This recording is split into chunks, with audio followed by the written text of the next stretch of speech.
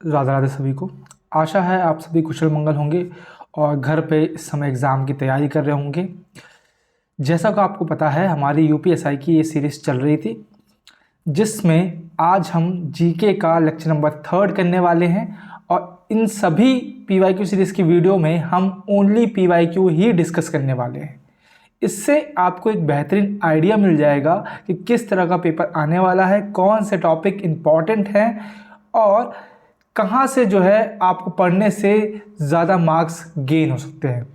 तो मेरा ये सीरीज़ का उद्देश्य ही यही रहता है कि मैं अपने हिसाब से पेपर ना बना के पीवाईक्यूज़ के थ्रू जो है आप सभी को एक गाइड या फिर एक लाइन प्रोवाइड करूं, जिससे आप लोग समझें कि भाई ये चीज़ जो है हमारे लिए हॉट टॉपिक्स हैं, ये चीज़ हमारे जो रेड टॉपिक्स हैं, ये ग्रीन टॉपिक्स हैं जिन पे हमें ज़्यादा इन्वेस्ट करना है या जिन पे हमें कम इन्वेस्ट करना है। ठीक है, तो ये इस सीरीज़ का लेक्चर नंबर 3 है और इसी को हम स्टार्ट करेंगे। चलेंगे, हमारा जो थीम था इस सीरीज़ का जो बोलता है there is no brilliance equal to knowledge, that is नास्ति ज्ञानसम तेजा। ठीक है, इसी थीम को दिमाग में रखते हुए, मन में रखते हुए आज का हम वीडियो स्टार्ट करेंगे। चलेंगे अपने पहले क्वेश्चन की तरफ, जो कि यूपीएसआई 2 दिसंबर 2021 के शिफ्ट नंबर 2 में पूछा गया था। इसमें सिंपली आपसे पूछा गया है what is the federal capital of Australia. Australia की फेडरल कैपिटल क्या है? कैनबेरा, सिडनी, एडिलेड या मेलबर्न। तो ये चीज़ आपको पता होनी चाहिए कि ऑस्ट्रेलिया की जो फेडरल कैपिटल है दैट इज कैनबेरा। ओके, ऐसे ही आपको कुछ और कंट्रीज उनकी कैपिटल पता होनी चाहिए, साथ साथ उनकी करेंसी भी पता होनी चाहिए, क्योंकि ये भी पूछे जाने के बहुत ज़्यादा चांसेस होते हैं। जिसमें से ऑस्ट्रिया की कैपिटल है वियना और उसकी करेंसी है यूरो। ठीक है, बांग्लादेश की कैपिटल है ढाका और करेंसी है टका। ठीक है, भूटान की थिम्फू है और नगलट्रम इसकी करेंसी है। चाइना की बीजिंग और करेंसी अगर बोलेंगे तो रेनबिनबी है। फ्रांस की सेम यूरो करेंसी है और इसकी कैपिटल जो है वो पेरिस है। इजराइल की जेरूसलम है और करेंसी जो है इसकी न्यू शकील है।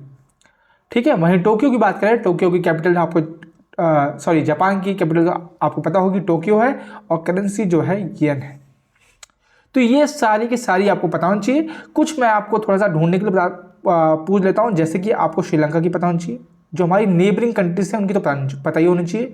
म्यांमार की क्या होगी? ठीक है, और भूटान आपने बता ही दिया, नेपाल की, और ये 3 कंट्रीज की जो है आप मुझे कमेंट सेक्शन में लिख के बताएंगे कि इनकी कैपिटल क्या है, साथ में इनकी करेंसी क्या है। ओके, चलेंगे अगले क्वेश्चन पे। अगला क्वेश्चन याद रखना, ये भी शिफ्ट 2 से है। पूछा गया है the first edition of SCO young scientist conclave was hosted by. तो ये कब होस्ट हुआ था? याद रखना, इसमें नोट करने वाली बात तो ये है कि फर्स्ट एडिशन तो चलो इंडिया ने होस्ट किया था, कौन से साल में? 2020 में। ठीक है, और उस टाइम पे कोविड चल रहा था तो ये वर्चुअली हेल्ड हुआ था। ठीक है, वीडियो कॉन्फ्रेंसिंग के थ्रू जो है ये हुआ था। ये चीज़ आपको पता होनी चाहिए ड्यू टू कोविड। ठीक है, अब यहाँ पे सीखने वाली बात ये है, क्योंकि ये शिफ्ट 2021 का क्वेश्चन है, तो सवाल जो है करंट अफेयर के वो 2020 से पूछे गए हैं। अब याद रखना है कि अभी जो पेपर है 2026 में जो है 10 दिन बाद जो पेपर है उसमें आपको 2025 के लगभग सारे करंट अफेयर्स आपको पता होने चाहिए, और मेनली वो जो कि मतलब कि नेशनल इंटरनेशनल लेवल पे हुए थे, ये चीज़ आपको पता होनी चाहिए।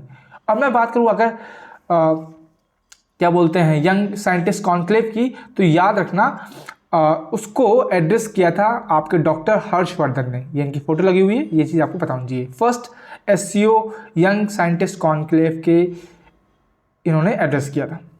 ठीक है, ये चीज़ आपको पता होनी चाहिए। आगे आएंगे, अगला क्वेश्चन पॉलिटिक्स है। When the state legislature is suspended और dissolve, the parliament can delegate the power to make laws for the state to dash. ठीक है, जब मान लेते हैं कि जो हमारा राज्य का जो लेजिस्लेचर है वो सस्पेंड या डिसॉल्व हो रखा है, तो उस समय पार्लियामेंट के पास ये पावर होती है कि वो स्टेट के लिए रिगार्डिंग लॉस बना सकती है। ये किस आर्टिकल में बोला गया? पहली बात तो आर्टिकल पता होना चाहिए, आर्टिकल नंबर 356, ठीक है। और ये मतलब पावर किसको दी गई है? तो ये पावर आपको पता होना चाहिए प्रेसिडेंट ऑफ इंडिया के पास होती है, दैट ही और she can make loss for the state, ठीक है, ओके। ये चीज आगे आते हैं। अगला क्वेश्चन है, ये भी हमारा शिफ्ट 2 से क्वेश्चन है। The provision of dash extend the application of information technology act 2000 to any offence thereunder if it is committed outside India, ठीक है। ये चीज तो एक चीज तो आपको ध्यान रखनी है कि हमने जो 2 वीडियोस किए हैं PYQs वाले, उसमें IT एक्ट से रिलेटेड जो है क्वेश्चंस पूछे गए हैं। तो IT एक्ट बहुत ही इंपॉर्टेंट है, इसके आपको इंपॉर्टेंट सेक्शंस तो पता होने ही चाहिए, ठीक है। तो ऐसा प्रोविजन क्या बोलते हैं, अगर कोई ऑफेंस जो है मतलब IT एक्ट के तहत आता, चाहे वो इंडिया से बाहर भी किया गया है, तो उसके लिए जो प्रोविजंस हैं वो किस सेक्शन में दिए गए हैं, ये चीज आपको बताना चाहिए। सेक्शन नंबर 2ZB, देखो इसमें तो जो सेक्शन 2ZB है, इसमें तो आपकी जो सिक्योर सिस्टम टर्म है इसको डिफाइन किया गया है कि एक सिक्योर सिस्टम क्या होता है, इसको डिफाइन किया गया है, ठीक है। सेक्शन नंबर 15 में आपको ये बताया गया है, मतलब basically it deals with the power of central government to amend schedule of the act. मतलब अगर कोई ये जो एक्ट है इसमें कोई तब्दीली करनी है, कुछ अमेंडमेंट करना है, तो ये सेंट्रल गवर्नमेंट के पास पावर है, ऐसा बोलता है सेक्शन नंबर 15। तो ये चीज़ भी आपको पता होनी चाहिए। लिख देता हूँ यहाँ पे, deals with the power of central government, with the power of central government to amend schedule of the act, okay. ये किसके पास पावर है? सेंट्रल गवर्नमेंट पास। ये क्वेश्चन भी आ सकता है, तो ध्यान रखना। उसके अलावा सेक्शन 15 ऐसा तो कोई सेक्शन नहीं है, तो ये तो आप ऑटोमेटिकली इसको कर सकते थे, तो answer will be section number 1, 2, ठीक है। इसके अलावा आपको कुछ और सेक्शन पता होने चाहिए IT एक्ट 2000 के बारे में, ठीक है। जैसे कि सेक्शन नंबर 4 जो है वो ऑब्लिगेशन ऑफ पब्लिक अथॉरिटीज की बात करता है, ठीक है।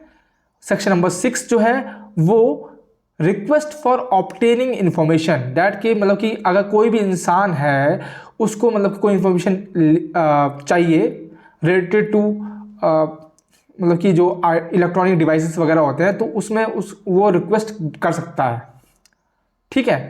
तो ये किसके अंदर डील होगा? ये सेक्शन नंबर 6 के अंदर। और डिस्पोजल ऑफ रिक्वेस्ट जो है वो सेक्शन नंबर 7 है। सेक्शन नंबर 8 जो है exemption from disclosure of information, ठीक है। याद रखना इस सेक्शन के अंदर 10 सब सेक्शन है, ठीक है। और ये यही बोलता है कि जो राइट टू प्राइवेसी वगैरह नहीं है कि मतलब कि आप मतलब हर किसी की इंफॉर्मेशन डिस्क्लोज नहीं कर सकते, ऐसा बोलता है। और उसके तहत आपको फाइन और जुर्माना ये सब जो भी है वो भुगतना पड़ सकता है। जो सेक्शन नंबर 11 है वो थर्ड पार्टी इंफॉर्मेशन की बात करता है, ठीक है।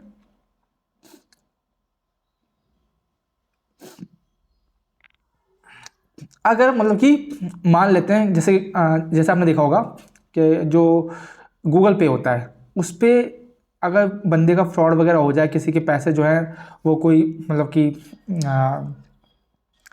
कहीं से मतलब कि कोई हैकर वगैरह जो है या फिर कोई फंसा ले बातों में और पैसे ले ले, तो उसमें जो है बैंक आपकी हाथ खड़े कर देती है नॉर्मली, क्योंकि गूगल पे एक थर्ड पार्टी एप्लीकेशन है। तो इस केस में अगर मतलब इन्फॉर्मेशन निकलवानी है तो गूगल पे से निकलवानी पड़ेगी, या फिर मतलब कि सपोज गूगल पे के अगेंस्ट इन्फॉर्मेशन निकालनी है, मतलब कि वो थर्ड पार्टी है, तो वो जो है उससे कौन डील करता है? वो section number 11 of IT act 2000 deal करता है। और अपील्स की जो बात है वो सेक्शन नंबर 19 करता है, और पेनल्टीज क्या क्या लगती हैं वो बात करता है सेक्शन नंबर 20। तो ये सारे के सारे इंपॉर्टेंट सेक्शन है आईटी एक्ट से रिलेटेड। तो ये सारी चीज़ आपको पता होनी चाहिए। ओके, अगले क्वेश्चन पे आते हैं। अगला क्वेश्चन पूछता है which of the following organism cause the disease typhoid. अब देखो ये बायोलॉजी का क्वेश्चन है। पूछा गया है कि टाइफाइड जो है वो कैसे होती है, कौन से ऑर्गेनिज्म के थ्रू होती है, प्रोटोजोआ, बैक्टीरिया, फंगस या वायरस। तो याद रखना टाइफाइड जो है वो एक बैक्टीरियल डिसीज है, बैक्टीरिया के थ्रू होती है, मतलब बैक्टीरिया करता है बेसिकली। और अगर पता कैसे चलेगा कि आपको टाइफाइड है कि नहीं है, उसके लिए एक टेस्ट किया जाता है, याद रखना उसका नाम है विडाल टेस्ट। ठीक है, ये चीज आपको पता चाहिए। उसके अलावा बैक्टीरिया से होने वाली अगर बीमारियों की मैं बात करूं तो उसको हम याद करते हैं, एक ट्रिक है जिसका बोलते हैं हम पंडित का टीका न्यू है।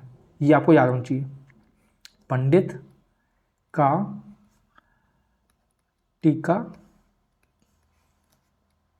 न्यू है।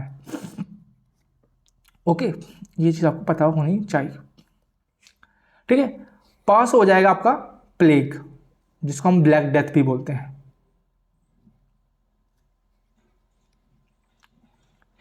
ओके, ड से हो जाएगा आपका ड से हो जाएगा डाइप्थेरिया, और त से हो जाएगा टाइफाइड।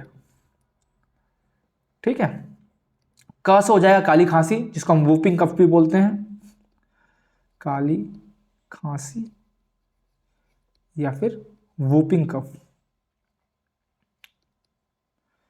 ठीक है, ट से हो जाएगा टेटनस, क से हो जाएगा आपका कुष्ठ रोग, जिसको हम लेप्रोसी बोलते हैं, कुष्ठ रोग जिसको हम क्या बोलते हैं, लेप्रोसी।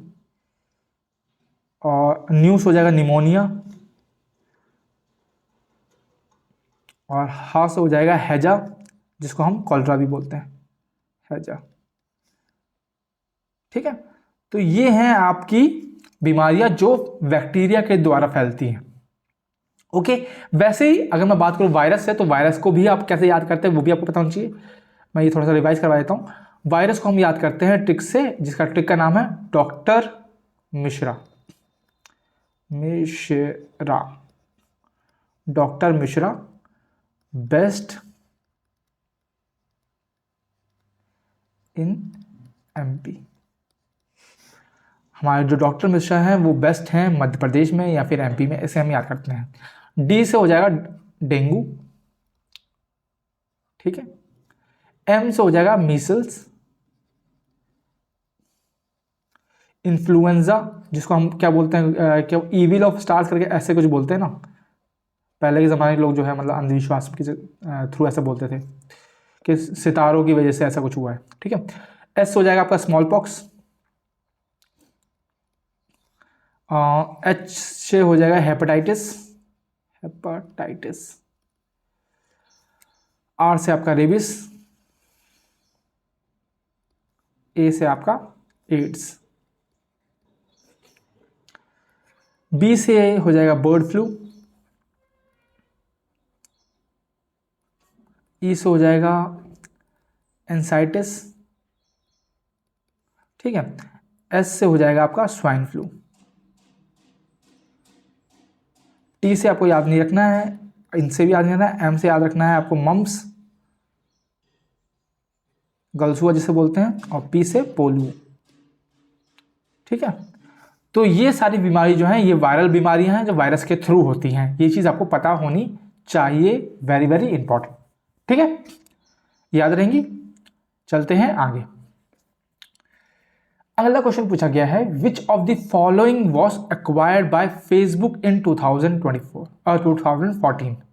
2014 में फेसबुक ने किस सर्विस को एक्वायर कर लिया था, नोवी, बीबीएम, इंस्टाग्राम या ओकुलस। तो याद रखना, देखो अब क्या है क्योंकि आईटी एक्ट पूछा गया है तो याद रखना कि आईटी से रिलेटेड जो है ये सब पूछा गया कि फेसबुक ने किसको एक्वायर किया, व्हाट्सएप कब एक्वायर हुआ, इंस्टाग्राम कब एक्वायर हुआ, किसने किया, ये सब जो है ये सब पूछा गया है। ठीक है, तो याद रखना, देखो फेसबुक ने ही व्हाट्सएप को किया था एक्वायर, लेकिन वो किया था 2014 में, व्हाट्सएप 2014 में, लेकिन व्हाट्सएप तो ऑप्शन में है ही नहीं, है ना। तो 2014 में फेसबुक ने एक और सर्विस को किया था, दैट इज ओक्यूलस, लगभग 2 बिलियन में इसको एक्वायर कर लिया था। साथ साथ आपको पता है फेसबुक ने इंस्टाग्राम को भी एक्वायर किया है, लेकिन कब किया था, 2 साल पहले, 2012 में। तो ये सब चीज़ें आपको पता होनी चाहिए। और मेटा किसको बोलते हैं, किसका नेम है, ये आपको पता होना चाहिए। एक्स या फिर जिसको हम ट्विटर बोलते हैं, वो कब एक्वायर किया था, किसने किया था, ये आपको पता होना चाहिए। ठीक है, तो ये सब चीज़ें आपको ऑलरेडी पता होनी चाहिए, जिनके बारे में क्वेश्चंस पूछे जाते हैं और पूछे जाएंगे, ये चीज़ आपको पता होनी चाहिए। ठीक है, तो आपको उसी के अकॉर्डिंग जो है अपनी स्टडीज़ को, अपने रिवीजन को तय करना है कि जो चीज़ इंपॉर्टेंट है, जो टॉपिक इंपॉर्टेंट है, उनको बार बार रिवाइज करो। ठीक है, देखो पहली बात तो क्या है, जीएस और जीके जो है वो अनप्रिडिक्टेड है। चाहे कोई भी एग्जाम हो, चाहे एसएससी देख लो, चाहे रेलवे देख लो, चाहे आप यूपी पुलिस का देख लो, चाहे आप किसी का भी देख लो, जीएस जो है, जीके जो है, वो हमेशा अनएक्सपेक्टेड होती ही होती है। लेकिन पीवाईक्यूज की मदद से आप ये समझते हैं कि लास्ट कुछ साल में जो है पैटर्न क्या रहा है, किस टॉपिक से ज़्यादा क्वेश्चन पूछे गए हैं, करंट अफेयर में क्वेश्चन कहाँ से बने हैं, लास्ट 5 साल से बने, लास्ट ईयर से बने, या लास्ट 2 साल से बने, कहाँ से बने, और उसमें भी इंटरनेशनल और नेशनल कौन सी खबरें ज़्यादा पूछी गई हैं। ठीक है, अभी ओलंपिक्स हुआ था तो ओलंपिक्स से भी क्वेश्चन बनते हैं, लेकिन आपने देखा होगा एसएससी पेपर में वो ज़्यादा पूछा जाता है। यूपीएससी के पेपर में ओलंपिक से रिलेटेड क्वेश्चंस नहीं पूछे जाते हैं। ज़्यादातर यहाँ पे जो है क्वेश्चंस वही पूछे जाएंगे, जैसे आईटी एक्ट हो गया, है ना, या फिर क्या बोलते हैं, जो पुलिस से संबंधित जो क्वेश्चन पूछे जाते हैं, यूपी में जो ज़्यादातर हुआ होता है, वहाँ से पूछा जाता है। तो ये चीज़ आपको देखनी है, ये चीज़ आपको समझनी है, ये क्वेश्चन कहाँ से पूछे जा रहे हैं। ठीक है, आगे आएंगे। अगला क्वेश्चन है, सेम शिफ्ट का क्वेश्चन है, the district disaster management authority, जिसको हम डीडीएमए भी बोलते हैं, DDMA, district disaster management authority, shall consist of the chairperson and such number of other members not exceeding. तो डीडीएमए पहली बात तो कब स्टैब्लिश हुई थी, उसका काम क्या है। सेकंड चीज, इसमें टोटल कितने मेंबर्स होते हैं, एक तो चेयरपर्सन होता है, चेयरपर्सन के अलावा जो है कितने मेंबर्स हो सकते हैं, ये पूछा गया है ना, कितने, मतलब किससे ज़्यादा नहीं हो सकते। तो पहली चीज़, डीडीएमए जो है ये स्टैब्लिश हुई थी डिजास्टर मैनेजमेंट एक्ट जो आया था, डिजास्टर मैनेजमेंट एक्ट ऑफ 2005। ठीक है, और याद रखना ये नाम से ही समझ रहे हो आप, डिस्ट्रिक्ट लेवल पे जो मैनेजमेंट होता है उसको मैनेज करने के लिए है, ये चीज़ रखनी है, to manage at district level. लिख देता हूं मैं ताकि आपके याद रहे, to manage at district level. ठीक है, और इसमें एक चेयरपर्सन होता है और 7 अदर मेंबर्स होते हैं, एक चेयरपर्सन 7 अदर मेंबर्स। सेकंड चीज, क्वेश्चन ये भी पूछ सकता है कि भैया चेयरपर्सन कौन होता है, तो याद रखना chairperson of DDMA can be the district collector और जो डिस्ट्रिक्ट मजिस्ट्रेट होता है वो, इन दोनों में से जो है कोई भी डिस्ट्रिक्ट चेयरमैन होता है, हो सकता है।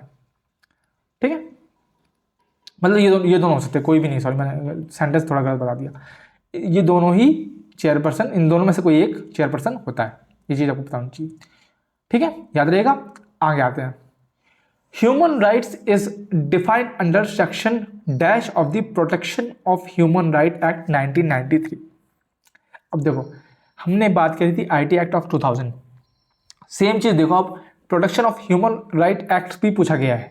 इसमें बोला गया है कि ह्यूमन राइट जो है वो किस सेक्शन के अंदर डिफाइन किया गया है, section number 2C, 2B, 2D, 2A। तो देखो 2A में तो आपका चेयरपर्सन की बात की गई है, किसका chairperson, of national human right commission, national human right commission का जो चेयरपर्सन है उसकी बात की गई है सेक्शन 2A में। 2B में आपकी बात की गई है ह्यूमन राइट्स कोर्ट की, किसकी? ह्यूमन राइट कोर्ट की। और 2C में याद रखना national commission for human rights की बात की गई, NHRC। तो ह्यूमन राइट्स की बात की गई है किस में, किस सेक्शन की गई है? ये की गई है आपके 2D में। ये चीज आपको याद रखनी है, याद रहेगी। उसके अलावा ये चीज आपको बताना चाहिए, जो नेशनल ह्यूमन राइट कमीशन है वो सेक्शन 3 के अंदर 1993 एक्ट के अंडर कॉन्स्टिट्यूट किया गया था, ठीक है। और आपको जैसे बताया कि ह्यूमन राइट्स जो है वो सेक्शन 2D के अंदर आता है। ह्यूमन राइट क्या, इसके डेफिनेशन क्या है? Human right means the right relating to life, liberty, equality and dignity of a individual guaranteed by the constitution, ठीक है। जो लाइफ, जो आपकी लिबर्टी है, फ्रीडम है, जो इक्वालिटी है, जो डिग्निटी है, उसके रिलेटेड जितने भी राइट्स हैं वो ह्यूमन राइट्स के अंदर आते हैं, और उसके तहत जो है अगर वॉल्यूशन होता है तो आप कोर्ट जा सकते हैं, ये आपका अधिकार है। सेकेंड चीज, the commission takes an independent stand since it is autonomous, ठीक है। क्योंकि ये ऑटोनॉमस है, ऑटोनॉमस का मतलब क्या है? ये एक्ट ऑफ पार्लियामेंट के थ्रू बनाया गया है, इसलिए ये जो है इंडिपेंडेंट स्टैंड लेता है, मतलब किसी के पक्ष में नहीं बोलेगा ये, ठीक है। कि मतलब कि सपोज कोई हायर लेवल पे बंदा है, उसने को वॉलेट कर दिया लॉ, और नॉर्मल इंसान, किसान इंसान जो है कोर्ट के पास गया, तो ऐसा नहीं है कि वो उसके पक्ष में फैसला सुना देगा, ऐसा नहीं है, ठीक है। सेकेंड चीज, NHRC has the power of a civil court, ठीक है। इसी की वजह से जो है वो मतलब कि अगर आपके ह्यूमन राइट्स का वॉल्यूशन होता है तो आप कोर्ट में जा सकते हैं, ठीक है। ये चीज आपको पता होनी चाहिए। आगे आएंगे अगले क्वेश्चन पे। अगला क्वेश्चन पूछता है, कांग्रेस एग्रीगेरियन रिफॉर्म कमेटी जो 1948 में लगभग बनी थी, और 49 में मतलब कि आ गई थी, 49 में जो है बनाई गई थी, उसको चेयरमैन किसने किया था? उसके चेयरमैन कौन थे, या फिर उसकी चेयरमैनशिप किसने की थी? तो क्या वो BR अम्बेडकर थे, राजेंद्र प्रसाद, जवाहरलाल नेहरू, या JC कुमारप्पा? तो आप देखो कुछ चीज़ तो एलिमिनेट कर सकते हो। देखो भाई, राजेंद्र प्रसाद तो आपके जो है इन कमेटी से रिलेटेड नहीं थे, ये ड्राफ्टिंग कमेटी से रिलेटेड थे। नेहरू जो है वो आपके स्टेट यूनियन वाली जो कमेटीज होती हैं उनसे रिलेटेड थे। तो इसका आंसर हो जाएगा JC कुमारप्पा। अगर आपने पॉलिटी सही से पढ़ी है तो आप इन तीनों को आराम से एलिमिनेट कर सकते हो, क्योंकि आपको पता होगा भाई कि ये जो है नॉर्मली किस किस कमेटी से रिलेटेड है, ठीक है। और उसके अकॉर्डिंग जो है आप एलिमिनेट कर सकते हैं बाय इजली, ठीक है। अब आते हैं आगे। Which article of the Indian constitution empowers the supreme court to grant special leave to appeal any judgment made by the court tribunal in the territory of India except military and court martial?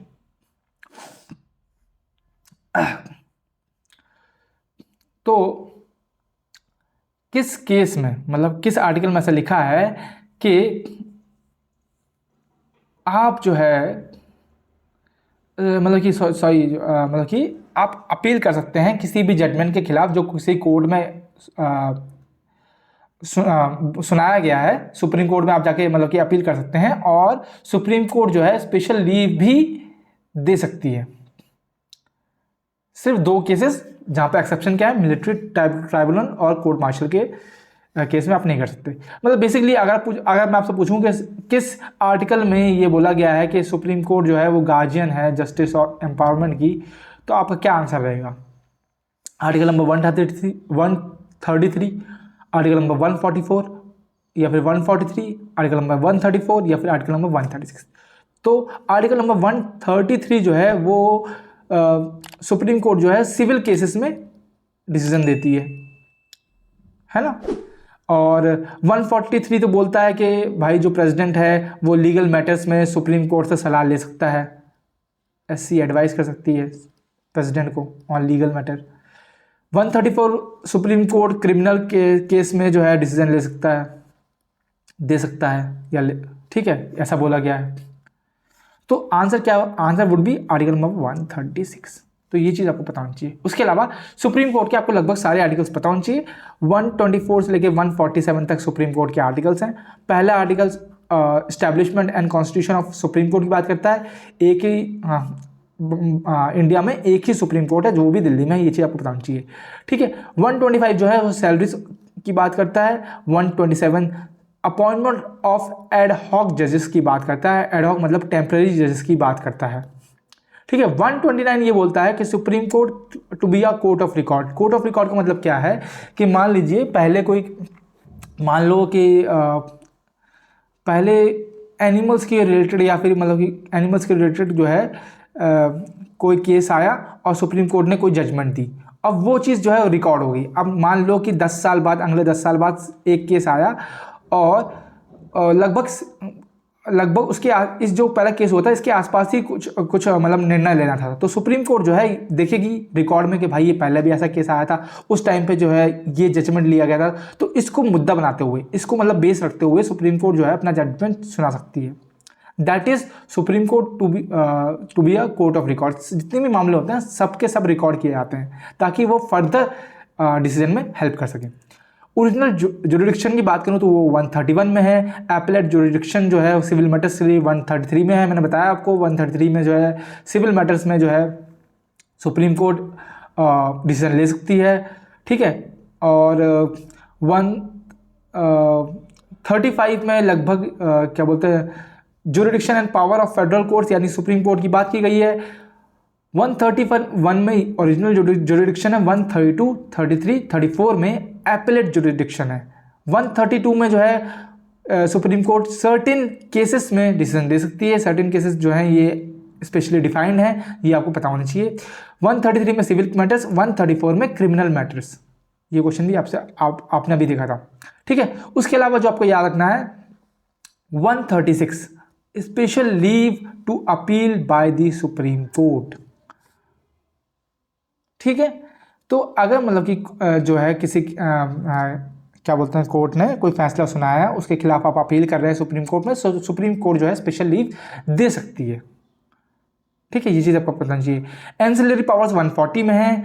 ठीक है। और 141 जो बोलता है वो ये बोलता है एक और एक के बीच में जो 4 फंसा हुआ है, वैसे ये बोलता है कि सुप्रीम कोर्ट के जो भी डिसीजन होंगे वो सारे के सारे हर कोर्ट पे बाइंडिंग है।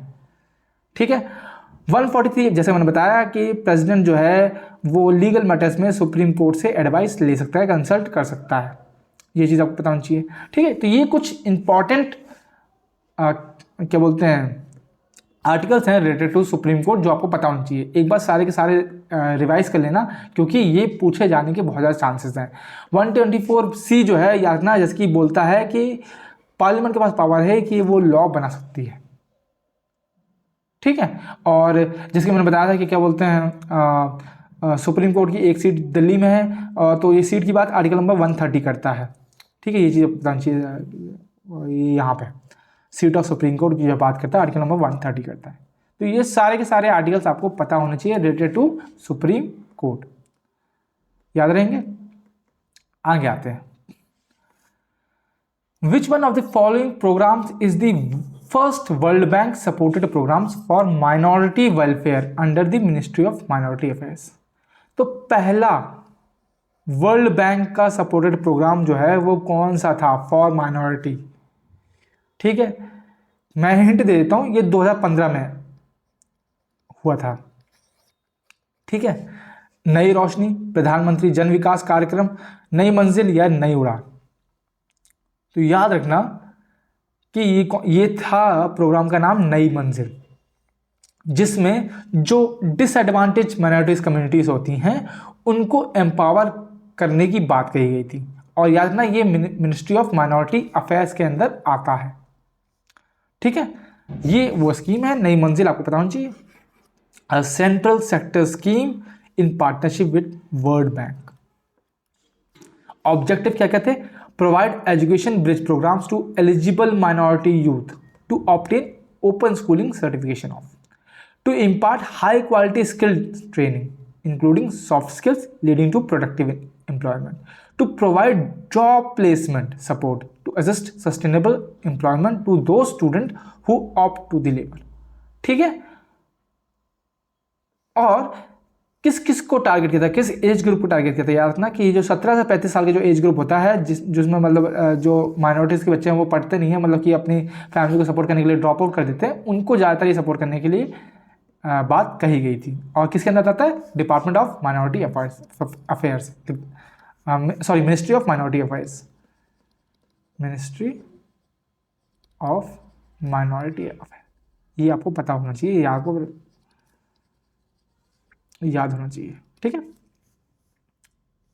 आगे आएंगे, who authored the book the communist manifesto which become the founding document for communalism in the world. तो सिंपल सा पूछा गया है कि जो कम्युनिस्ट मैनिफेस्टो है ये बुक किसने लिखी थी, सी आर दास, एमन रॉय ने, लियोन ट्रॉट्स्की ने, या कार्ल मार्क्स, या फ्रेडरिक एंजल्स ने, या व्लादिमीर लेनिन ने। तो देखो कम्युनिस्ट की बात की है, कम्युनिज्म की बात की है, तो ये यानी कि किससे रिलेटेड है, ये आपका इकोनॉमिक्स से रिलेटेड है, ठीक है। एमन रॉय इकोनॉमिक्स नहीं थे, तो ये आपको बताना चाहिए। तो इसका आंसर क्या होगा, इसका आंसर होगा कार्ल मैक्स और एफ एंजल्स। कार्ल मैक्स एक जर्मन थे, जर्मनी के बॉर्न थे, और इन्होंने एक बुक और लिखी जिसका नाम आपको बताना चाहिए, जिसका नाम है दास कैपिटल। क्या है, दास कैपिटल। ये भी इन्होंने इकोनॉमिक की किताब है, ये भी इन्होंने लिखी है, तो ये भी आपको पता होनी चाहिए। ओके, अगले क्वेश्चन पे आते हैं।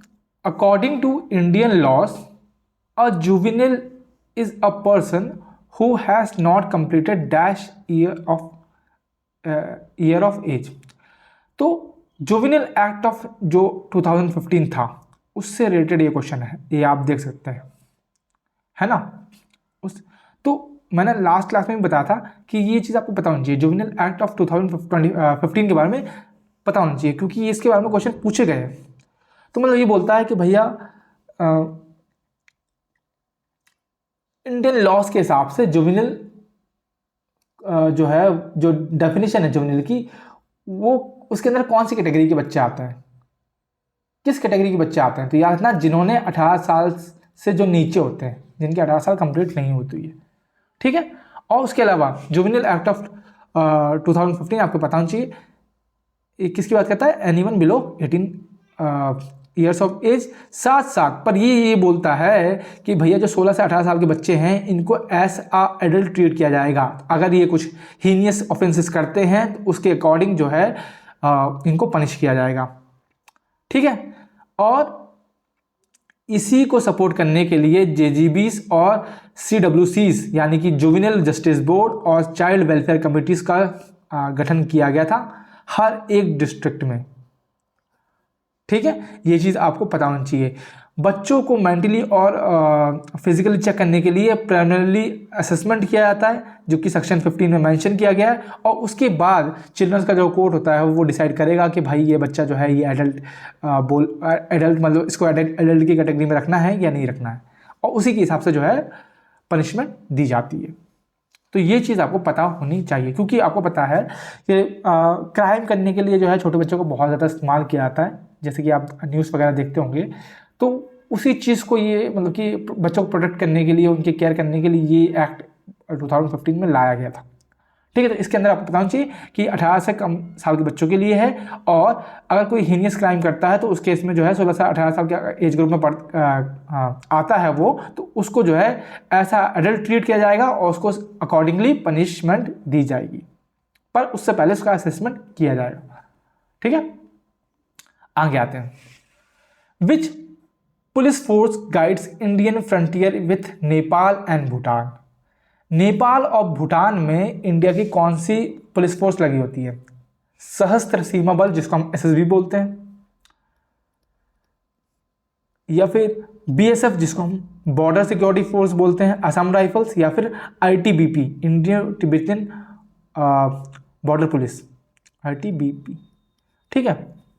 तो अब मुझे इससे पहले मैं आपको यहाँ डिस्कस कर लेते हैं, हम देख लेते हैं कि कहाँ कहाँ कौन कौन सी है। पाकिस्तान में कौन सी है, नेपाल भूटान में कौन सी है, ठीक है। चाइना वाला जो रीजन है, चाइना अफगानिस्तान वाला जो रीजन है, इस रीजन में कौन सी पुलिस फोर्स लगी हुई है, और क्या रह गया मेरा, ये भूटान रह गया ना, भूटान को लिख लिया, भूटान लिख लिया, पाकिस्तान लिख लिया, बांग्लादेश रह गया, बांग्लादेश को लिख लेते हैं। तो अब मुझे बताओ कि भाई किस किस जगह पे भारत की कौन कौन सी पुलिस फोर्स है। तो चाइना अफगानिस्तान वाले रीजन में ITBP है, इंडो तिब्बतियन बॉर्डर पुलिस, ठीक है। नेपाल और भूटान में याद रखना आपकी SSB है, सशस्त्र सीमा बल, ठीक है। वहीं बांग्लादेश और पाकिस्तान में, क्योंकि ये जो है बहुत ही वैसे हैं, मतलब कि उकसाऊ वाले, तो यहाँ पे जो है आपकी BSF है, बॉर्डर सिक्योरिटी फोर्स। याद रहना, ये सारी की सारी चीज़ें याद रखनी है, क्योंकि इसके अकॉर्डिंग क्वेश्चन पूछा जा सकता है। तो नेपाल और भूटान में कौन सी है, वो है SSB, सशस्त्र सीमा बल। ओके, याद रहेगा, तो ये चीज़ आपको याद रखनी। आगे आते हैं। Non payment of minimum wages was held by supreme court as a type of force labour in the case of. तो ये बहुत ही इंपॉर्टेंट केस हुआ था, जिसमें सुप्रीम कोर्ट का फोर्स लेबर के लिए, या फिर मतलब force on the topic of force labour, ये डिसीजन लिया गया था कि मतलब कि मिनिमम वेजेस कितनी होनी चाहिए, ठीक है। और मतलब केस क्या था, ये पूछा गया। People union of democratic versus union of India, क्रांतिकारी कामगार यूनियन, मजदूर किसान शक्ति संगठन, या फिर इंडियन एयरपोर्ट कामगार यूनियन। तो याद रखना, ये people's union for democratic rights, ये वो केस था। और किसका है ये, सेक्शन नंबर 3 का क्वेश्चन है, याद रखना। आपको मैं बता दूं कि ज़्यादातर जो है जो मेन केसेस थे, जैसे कि केशवानंद भारती केस थे, ये सब जो है जो हम नॉर्मली SSC में देखते हैं कि इन केसेस के बारे में पूछते हैं, यहाँ पे वैसा नहीं पूछा गया, ठीक है। यहाँ पे जो है जो इंपॉर्टेंट केसेस थे उनके बारे में बस आपको, देखो क्या है, आपको बस ज़्यादा डेप्थ में नहीं जाना है, केसेस के बारे में टॉपिक क्या था, मतलब टॉपिक क्या था, बस ये चीज़ आपको पता होनी चाहिए, और उसके अकॉर्डिंग आप कर सकते हैं, ठीक है। ऐसे ही जो ये केस हुआ था 1982 में हुआ था, ठीक है। इसमें आर्टिकल 23 को बीच में रखा गया था, ठीक है, ठीक है। और मतलब कि उसका वॉल्यूशन था, इसके लिए था, ठीक है। और आर्टिकल 23 क्या बोलता है, ये बोलता है कि भाई ये हर एक इंडिविजुअल को सिर्फ और सिर्फ स्टेट के अगेंस्ट नहीं, बल्कि अगर कोई प्राइवेट सिटीजन जो है वो भी इसका फ़ायदा उठा रहा है, मतलब बेगारी करवा रहा है बच्चों से, तो उसके अगेंस्ट भी एक्शन लिया जाएगा, ठीक है। मतलब होता नहीं है कि बच्चों से काम करवा लेते हैं लेकिन उनको पे नहीं करते हैं, या फिर उनको कम पे करते हैं, ठीक है, कि बच्चे हैं क्या ही हो जाएगा ऐसा करके, तो वो क्या है, वो एक क्राइम है, आर्टिकल 23 का वो वॉल्यूशन है। और पहली बात तो 14 साल से कम बच्चे 14 साल से जो कम है उनसे तो आप काम करवा ही नहीं सकते, फैक्ट्री और क्या बोलते हैं वहाँ वाले जो एरिया है वहाँ के लिए, माइंस वगैरह के लिए। तो ये चीज़ आपको पता होनी चाहिए, आर्टिकल नंबर 23, आर्टिकल नंबर 24, ये दोनों आर्टिकल आपको पता होने चाहिए, ठीक है। एक्सप्लोरेशन क्या बोलते हैं, राइट अगेंस्ट एक्सप्लोरेशन वाला जो के दोनों आर्टिकल है, ठीक है, ये चीज़ आपको पता चाहिए। आगे आते हैं, विच of the following has formally left the Paris agreement. तो मतलब किसने जो है मतलब कि पेरिस एग्रीमेंट से अपना जो है नाम अपने आप को बाहर कर लिया। अच्छा, पेरिस एग्रीमेंट था क्या, ये चीज़ आपको बताना चाहिए। तो याद रखना, पेरिस एग्रीमेंट जो है वो ये लगभग दिसंबर 2015 में एग्रीमेंट किया गया था, कुछ देश से उसने मिलकर आपस में किया था, ठीक है, क्लाइमेट चेंज से फाइट करने के लिए, या फिर मतलब कि to limit the average global temperature increase to less than 2 degree centigrade. साथ साथ नेट जीरो एमिशन का टारगेट अचीव करने के लिए कुछ कंट्रीज ने मिलकर जो है ये एग्रीमेंट किया था, ठीक है। बट आपको पता है एक ही देश है जो बाबा वॉल्यूशन करता है, अपने आप को सुपीरियर मानता है, उसी ने इससे जो है अपना नाम बाहर ले लेता है, that is USA on November 2020, ठीक है। और प्रेसिडेंट कौन होगा उस समय, सोच लो आप, डोनाल्ड ट्रंप, ठीक है। इन्होंने अपना नाम वापस ले लिया था, पेरिस एग्रीमेंट से तोड़ दिया था, और मतलब कि स्टार्टिंग में इन्होंने फोर्स किया था। अच्छा, ये पेरिस एग्रीमेंट किसके अंडर आता है, ये चीज़ आपको पता चाहिए, UNFCCC, that is united nation framework, united nation framework convention on climate change, convention triple C है शायद, ऑन क्लाइमेट चेंज। ठीक है, इसके अंदर आता है। ओके, कब हुआ था? 2015 में ये हुआ था, और 2020 में यूएसए ने अपना नाम वापस ले लिया। ठीक है, आगे आते हैं। द नेशनल सिक्योरिटी एक्ट, ये आपने पिछली बार भी देखा था, पिछली बार भी बहुत सारे शिफ्ट में पूछा गया था। ठीक है, इसके रिगार्डिंग एक और क्वेश्चन है, पूछता है the national security act 1980 provides under dash that no order shall be made by the state government for the removal of a detained person from one state to another state except with the consent of government of that other state।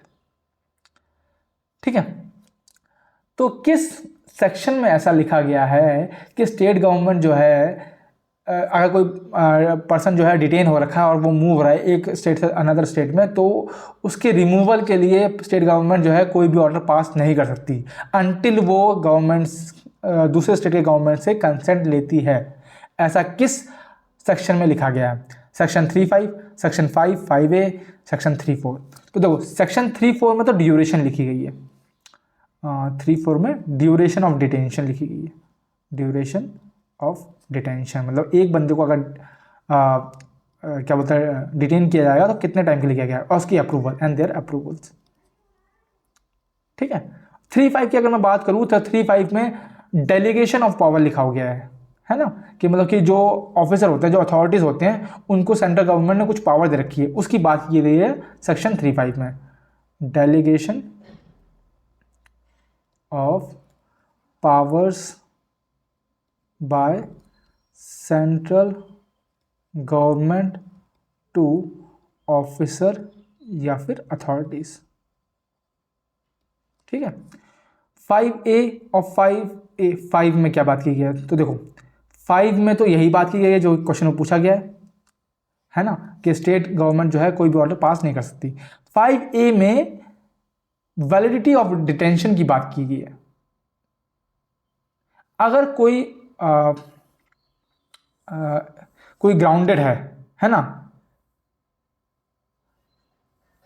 मतलब कि कोई grounded है तो उसमें जो detention जो है कितने टाइम के लिए रहेगा उसकी बात की गई है। अगर मतलब बेसिकली मैं बोलूँ तो it concern with the validity of detention orders in case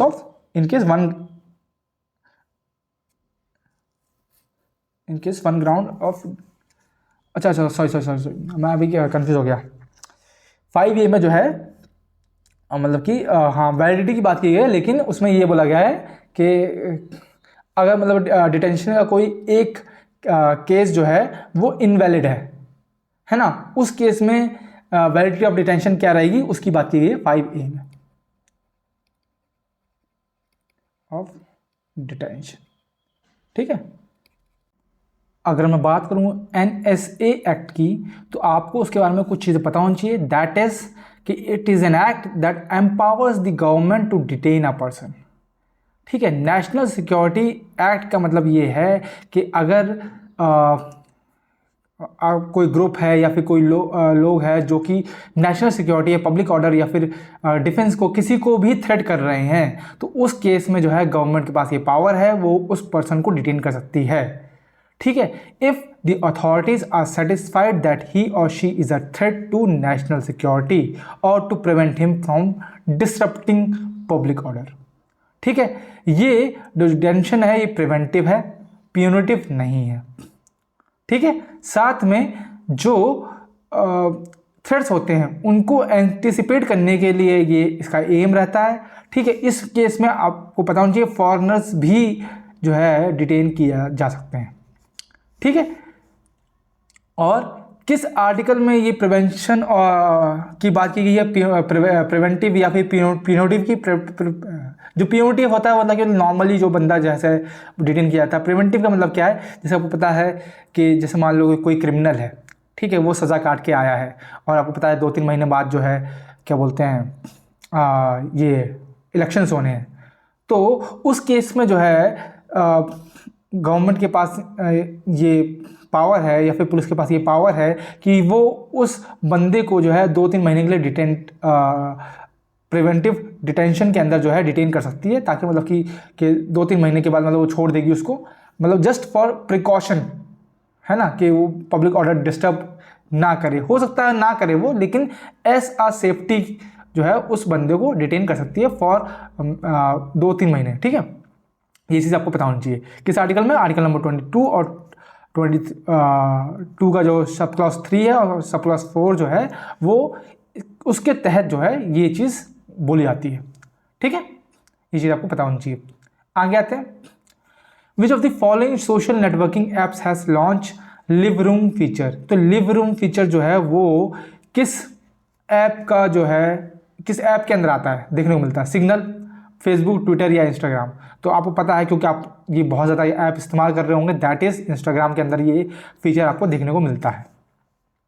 ठीक है, आगे आते हैं, at present how many states have special provisions under part 21 of the Indian constitution. तो 21 आर्टिकल 21 के तहत जो है कितने स्टेट्स के पास स्पेशल प्रोविजंस है? सबसे पहली बात 21 पार्ट नंबर 21 में क्या है?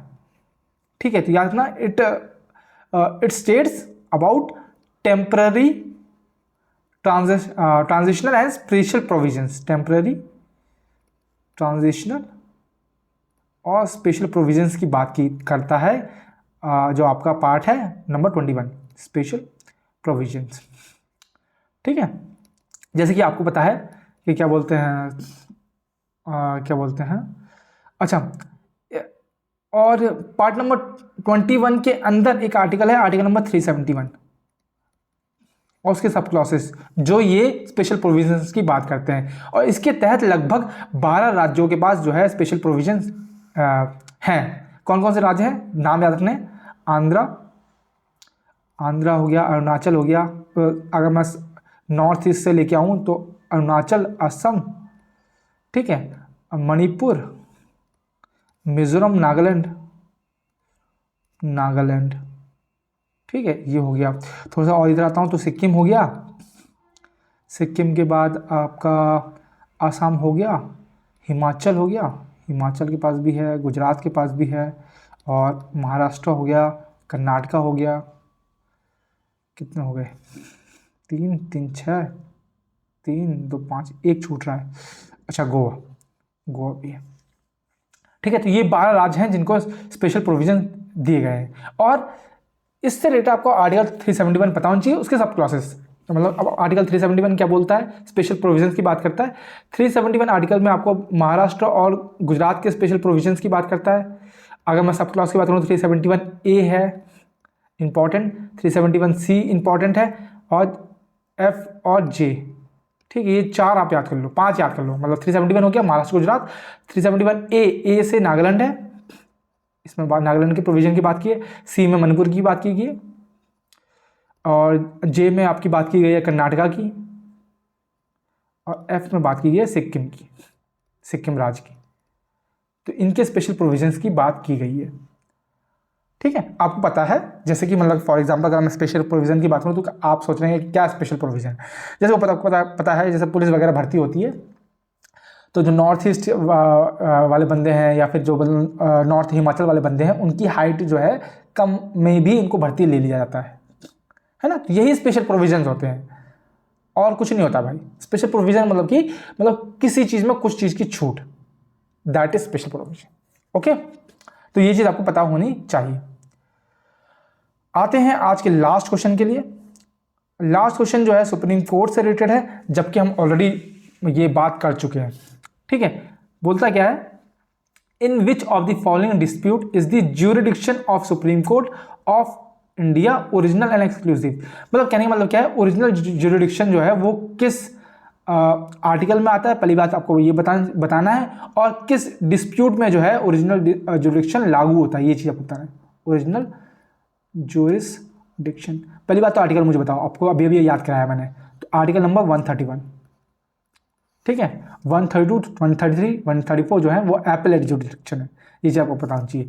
और ठीक है, ओरिजिनल याद रखना कि ओरिजिनल जुरिडिक्शन में क्या है, it settles dispute between union and state, और दो स्टेट के बीच में, मतलब स्टेट वन स्टेट टू के बीच में कोई विवाद है, जैसे नदी के लिए रिलेटेड विवाद है या किसी और चीज़ के रिलेटेड विवाद है, उनके जो मसले हैं वो ओरिजिनल जुरिडिक्शन के अंदर आते हैं, या फिर सेंट्रल और स्टेट के बीच में कोई मसला है वो भी ओरिजिनल जुरिडिक्शन के अंदर आते हैं। एपलेट की बात करूँ तो मतलब कि मान लो कि लोअर कोर्ट में कोई फैसला सुनाया गया, अब किसी बंदे को जो है न्याय नहीं मिला तो वो सुप्रीम कोर्ट में गया, तो सुप्रीम कोर्ट जो है उसको लगा कि भाई ये जो मतलब उसको सही प्रूफ वगैरह देखे, उसने लगा कि भाई ये फैसला गलत है, तो वो जो है उसके खिलाफ जो है अगेंस्ट लोअर कोर्ट वो फैसला दे सकता है। That is appellate jurisdiction. Civil matters और क्रिमिनल मैटर्स में दोनों में और कॉन्स्टिट्यूशन केसेस तीनों में जो है ये फैसला सुनाया जा सकता है। ठीक है, और अभी हमने देखा था कि आर्टिकल नंबर 136 में वो जो है grant special leave by to appeal for any judgment और matter passed by any court in the territory of India. Supreme court जो है स्पेशल लीव अपील करने के लिए दे सकता है। ठीक है, साथ साथ सुप्रीम कोर्ट जो है रिट जारी कर सकता है ना, आर्टिकल नंबर 32 के तहत, है ना, जिसमें habeas corpus, mandamus, provision, certiorari, quo warranto जो है ये सब फंडामेंटल राइट्स अगर किसी का वॉलेट हुआ है तो उसके खिलाफ जो है जारी कर सकता है। उसके अलावा सुप्रीम कोर्ट जो है वो प्रेसिडेंट को भी एडवाइस करता है, किस आर्टिकल में है ये आप आर्टिकल मुझे बताएंगे, अभी हमने याद कराया है। ठीक है, ऑन पब्लिक और सिविल मैटर्स। ठीक है, ये सारा जो है ये सुप्रीम कोर्ट का जुरिडिक्शन है, ये चीज़ आपको पता होनी चाहिए। ओके, क्रिस्टल क्लियर ये चीज़ आपको पता होनी चाहिए। अब आते हैं क्वेश्चन पे। ठीक है, क्वेश्चन में क्या पूछा गया है कि ओरिजिनल जुरिडिक्शन जो है किस केस में दिख रहा है आपको, तो मैंने आपको सिंपल बताया है, वॉयलेशन ऑफ फंडामेंटल राइट्स, है ना, अगर हो रहा है तो रिट सुप्रीम कोर्ट रिट जारी कर सकता है। ठीक है, और ये किसके तहत आता है, ये आता है एपेलेट जुरिडिक्शन के तहत। अभी आपने देखा, क्या देखा, ये देखो रिट जारी कर सकता है, किसके अंदर आता है, ये एपेलेट जुरिडिक्शन के अंदर आता है।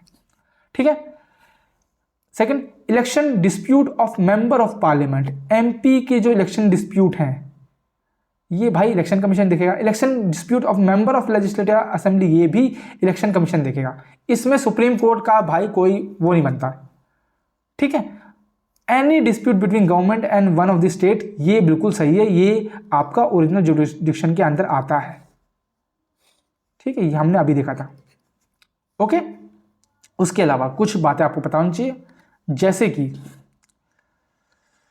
वॉयलेशन ऑफ फंडामेंटल राइट, आपको पता है सुप्रीम कोर्ट आर्टिकल 32 के तहत जो है रिट जारी कर सकता है, परंतु हाई कोर्ट के पास भी ये पावर है कि वो रिट जारी कर सकता है।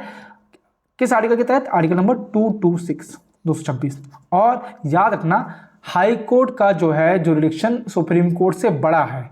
क्यों, क्योंकि सुप्रीम कोर्ट सिर्फ और सिर्फ जो है फंडामेंटल राइट्स के वॉयलेशन पर ही रिट जारी कर सकता है। मीनवाइल जो हाई कोर्ट है वो लीगल राइट्स जो हैं अगर वो भी वॉयलेट होते हैं उनमें भी जो है निर्देश दे सकता है। इसलिए हाई कोर्ट का जो है जुरिडिक्शन बड़ा होता है कंपेयर टू सुप्रीम कोर्ट। ठीक है, अब बात कर लेते हैं ऑप्शन नंबर बी और सी। तो इलेक्शन डिस्प्यूट एमपी और जो है एमएलए के बीच में अगर हैं तो ये आपको पता है किस तहत, इसके तहत आपको एक वो याद होना चाहिए, एक्ट कौन सा, रिप्रेजेंटेशन ऑफ पीपल एक्ट। मेरे दिमाग में एकदम से आया लेकिन आपके दिमाग में भी आना चाहिए ये, ऑफ पीपल एक्ट। ठीक है, अब मैं इसके बारे में नहीं बताऊंगा आपको, ये 1951 में जो हुआ था। ठीक है, बस मेरे दिमाग में एकदम से आया तो मैंने आपको बताया। अब आपको थोड़ा सा खुद सर्च करना है, गूगल पे जाना है या फिर आपके नोट्स में जाना है अगर आपने कहीं लिख रखा है, और वहाँ पे रिप्रेजेंटेशन ऑफ पीपल एक्ट के बारे में आपको पता होना चाहिए कि क्या है और किस तहत के इसके तहत क्या क्या होता है।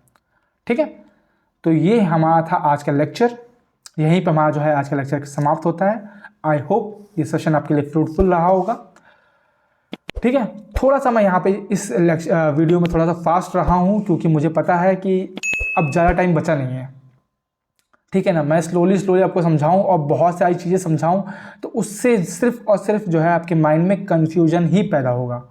मेरा उद्देश्य सिर्फ आपका ये है कि आपको एक पैटर्न समझ में आए, साथ साथ रिवीजन टाइम चल रहा है क्योंकि ये ज़्यादा दिन 10 दिन लगभग 10 11 12 दिन 13 दिन बचे हुए हैं, 10 दिन हम मान के चलते हैं, तो रिवीजन टाइम है, तो उसी बेसिस पे हम जो है सिर्फ रिवाइज करते हुए चलेंगे।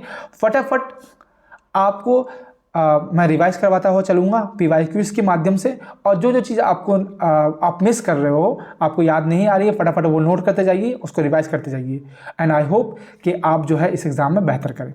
मिलते हैं अगले वीडियो में, तब तक के लिए राधे राधे सभी को।